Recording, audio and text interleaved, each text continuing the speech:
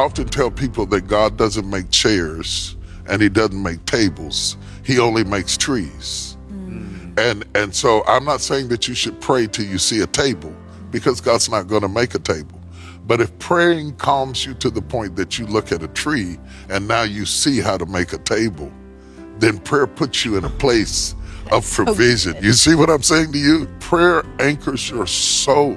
Come on. And it releases your creativity, and it tells you what to do with what you've got. If you look in the scriptures, almost every miracle in the scriptures occurred by the prophet or Christ using something that the person already had.